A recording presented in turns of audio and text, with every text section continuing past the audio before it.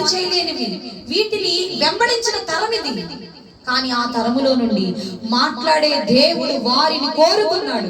అందును బట్టి దేవునికి గంభీరంగా స్తోత్రాలు చెప్తాం. హల్లెలూయా. మనము దేవుణ్ణి కోరుకోవటం కాదు, దేవుడు మనల్ని కోరుకున్నాడు. హల్లెలూయా. మనల్ని స్వాస్థ్యాలుగా చేశాడండి. అందుకని ఆయన కృపా బాహుళ్యాల చేత మనము కాపాడబడుతున్నాం. సంశయాల మధ్యలో, కష్టాల మధ్యలో, శోధనల మధ్యలో, వ్యాధుల మధ్యలో, శత్రువుల మధ్యలో సమాధానం లేకుండా చేసే వేటగాడైన సాతాను చేతిలో నుండి దేవుడు తన కృప చేత మనల్ని ఏం చేస్తున్నాడు? ప్రతిరోజు కాపాడుతున్నాడు. 91వ కీర్తన ఆయన అంటాడు, వేటగాని ఊరిలో నుండి నేను నిన్ను తప్పించాను. హల్లెలూయా. నాశనకరమగు తెగులు రాకుండా నిన్ను కాపాడాను. మధ్యాహ్నం మందు పాడు చేసే రోగం చేత నువ్వు చనిపోకుండా నిన్ను నిలబెట్టాను. రాత్రి వేళ కలిగే భయముల్లో నుండి నిన్ను ఏం చేశాను? అందరికి రాత్రి కొంచెం టెన్షన్ వచ్చేస్తా ఉంటుంది.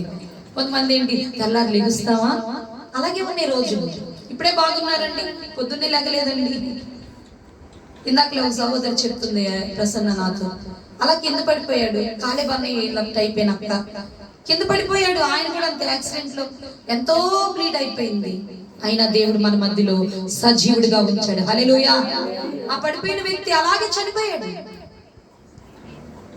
ఒక రోజు మన మీద గడుస్తుందంటే మన శక్తి కాదు, మన బలం కాదు, మన ఆస్తులు కాదండి, దేవుని కృప మన కుటుంబాల మీద నిలిచి ఉంది. అందుకే మధ్యాహ్నం మనం పాడు చేసే రోగాలు, చీకటిలో సంచరించే తెగులులు,